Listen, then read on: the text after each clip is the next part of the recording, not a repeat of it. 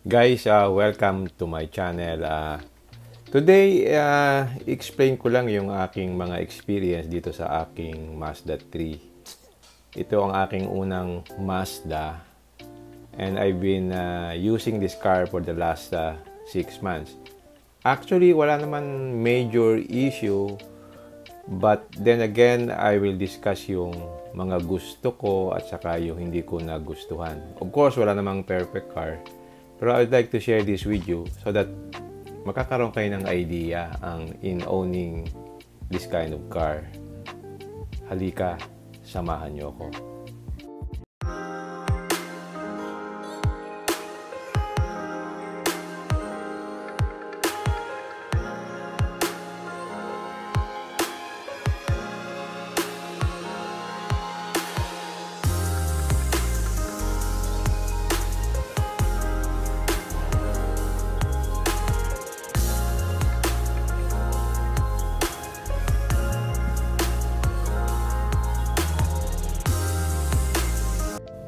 Okay, first impression natin sa exterior design.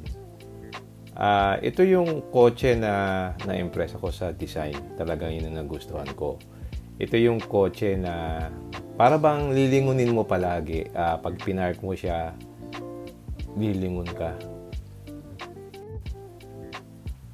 After 6 months, hindi siya nakakasawang tingnan. The more you look at it, the more you appreciate the design. Minsan nga, ino-observe ko siya. Tinitingnan ko siya. Lalo ko na-appreciate yung niya, yung design cues niya. In terms of ride, nung naka-stock tires pa siya, medyo steep siya. Pero hindi siya yung steep na uncomfortable. Medyo composed pa rin siya. That is actually expected kasi sa rear suspension niya naka-torsion beam siya, so hindi siya yung independent suspension unlike the others, no? And then napansin ko yung turning radius niya mas malaki than the other cars na same size niya, no? So you have to make adjustment when you're turning. One thing I like about this car is meron siyang sunroof, no? So far, okay naman yung sunroof niya. Ginamit ko na ngayong tag-ulan, nakabila siya sa ulanan, so wala namang leak. Hopefully, masustain niya, hindi siya magka-leak gaya ng ibang cars nagkakaroon leak sa sunroof.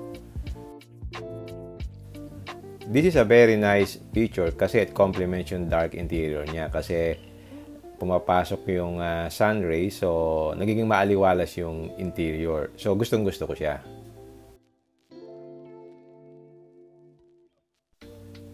Isa sa mga nice features niya yung yung automatic headlights, no? The headlight turns on once it senses yung magkaroon ng madilim na lugar. So even here dito sa underground garage, medyo maliwanag pa ng konti pero medyo dim na siya. So automatic mag-headlight on. So hindi mo siya makakalimutan na mag-on yung headlight. So it's a very nice safety feature that I like. Especially kung nadaan ka sa mga underpass na medyo madilim, hindi automatic siyang mag-shut off pagka medyo maliwanag na. In terms of driving dynamics, nag-enjoy ako sa handling niya. Ang sarap niya talagang i-drive. Tapos ang ganda pa nung sound nung makina. And then, because of its G-vector system, sa mga corners maganda siya. Very stable sa turning, no? When it comes to brake system naman, maganda ang brake feel niya. It gives you confidence na maganda yung kanyang stopping power. Hindi siya yung parang malambot na feeling na parang walang kagat sa una. Ang napansin ko lang, madaling magdumi yung brakes at saka parang umiingay siya. So kailangan alagaan mo sa linis yung brake niya. Sa engine wala naman akong problem, maganda ang performance niya. And what I appreciate mas yung kanyang yung kanyang fuel economy. In fact, sa highway nakaka-18 ako eh. Kaya pa siguro more than 20. City nasa mga 10 12 ganyan. So, depending on traffic condition. So for that fuel efficiency, you will love it, no? Pagdating naman sa headlight, maganda yung buga ng ilaw niya. Kahit wala siyang fog light, no? Maliwanag siya. So tama nga si Mazda, maganda yung design ng kanyang headlight. By the way, yan pinalitan ko na yan ng white na na DRL para mas maganda ang dating. But in terms of performance ng kanyang ilaw, happy ako talaga dito. Ang liwanag ng daan. Ang isa sa mga experience ko, ito yung kanyang front chin na yan, no? Mahaba yung kanyang yung overhang niya eh. So prone siya na sumabit. Ilang beses na akong sumabit yan. Actually, may gas-gas na yan sa ilalim pero hindi lang halata. Especially kung nasa mga parking ka o pababa, kahit kaunti lang yung inclination, akala mo hindi ka sasabit. Dapat dahan-dahan ka o isisyete mo para hindi ka sumabit.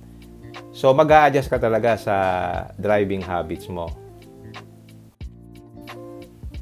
After 6 months, wala pa akong narinig na langit-ngit Sobrang quiet nung cabin. Maganda yung kanyang insulation. Yung Montero ko kasi parang may kaunting langit-ngit na akong naririnig. But this one is maganda yung kanyang insulation. And of course, yung kanyang build quality.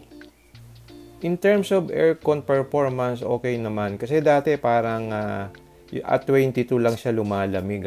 So, medyo kinalikot ko ng konti. So, bumalik na yung kanyang performance. So, okay na yung aircon system niya.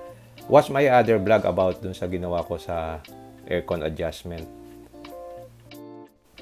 Ang isa lang napansin ko pagka hinuhugasan ko itong car na to, napaka-sensitive nung niya, yung parang dito sa may handle, Pag hinawakan mo siya, on and off yung yung locking system. So pag maglilinis kapag nahawakan mo, on and off. So kailangan yung yung key fob mo malayo sa iyo para hindi mag-on and off yung kanyang locking mechanism. Kasi dito sa handle wala siyang physical button, parang may sensor lang siya para mag-unlock. What I really like most dito sa interior niya, yung kanyang mga leather niya, yung mga soft touch leather, saka maganda talaga yung design, So happy ako sa interior nito. Very premium yung feeling talaga. And then yung seats niya, kailangan mo lang talagang punasan ng damp cloth kasi pagka napabayaan mo, yung kakapal yung alikabok. What I like about the interior design is black, even yung headliner niya is black. Kaya hindi siya dumihin tingnan. So kahit mahawakan mo, hindi mo siya pansin na madumi, Pagdating naman dito sa sa rear seats, bihira ko naman siyang magamit. Ako lang lagi ang nagda-drive nito. Bihira yung passengers ko. Minsan naisakay ko yung anak ko saka yung wife ko, nakasakay sila sa likod. Ang comment nila parang maliit lang talaga yung yung window. So parang nahihilo sila dun sa loob. Ewan kung bakit. Siguro sanay sila dun sa maaliwalas, pero ganoon talaga yung design niya eh. Now, pagdating naman dito sa mga sidings, okay naman, maganda ang kanyang hindi naman siya yung nagbabalat-balat or something. Ang pinaka sensitive lang talaga dito, ito yung mga itong mga black na trimmings na to, Dito nag-economize si Mazda. Madali siyang magasgas. Yan, Naka-TPU na siya. Ang lang doon as madali siyang magka-alikabok. Kitang-kita mo yung alikabok kasi nga black na siya ang kulay, Ang isa pa, of course, yung yung visibility niya sa likod, kung wala siyang rear camera, ang hirap umatras kasi ang laki nung C-pillar eh. Ayaw. Ganyan talaga yung design niya. You have to compromise kasi sloping yung design nung niya nung likod niya eh. Para din sa mga sports cars, 'di ba? Masikip. Pero ganda naman ng design. So, you cannot have it all talaga. Ang isa pang nagusto ko dito, meron siyang armrest dito sa likod at saka meron siyang aircon vent dito sa second row. So, madaling mapalamig din yung sa sa mga passengers mo sa likod. So, nice feature yan. Pagdating naman sa infotainment system, dito ako bumilib kasi mas intuitive siya Kasi yung control mo nandito sa may center console. So, less distraction siya pagka nagda-drive ka. Ang isa pang napabilib ako talaga yung ano niya, yung sound system niya. Kahit hindi siya Boss system, ito yung Mazda Harmonix. Grabe ang ganda ng sound, hindi siya nababasag. So kahit palakasin mo yung volume, walang problema. Ang lastly, yung kanyang yung steering wheel, yung kanyang manibela talagang maganda, malambot kasi nga electronic power steering din siya. So the moment na mahawakan mo yung manibela, parang ayaw mo nang bitawan. Parang gusto mo lagi siyang i-drive because bukod sa maganda ang design, ang ganda pa ng steering wheel. Kaya enjoy na enjoy ako eh. O nga pala, after 6 months, dinala ko sa Mazda for PMS. So wala akong binayaran kasi libre yung PMS ng Mazda for 5 years eh. So that's the good point dito. Libre yung PMS. Alright, I hope I've given you some insights on my experience in the last 6 months of this underrated car. Maganda dito is there are not too many, kaya pag nasa daan ka, excited ka na makakita ng katulad niya, no? Parang meron kang exclusivity, di ba? Alright, if you like this video, don't forget to like, share, and subscribe. Until next time, see you again in my next vlog. Bye!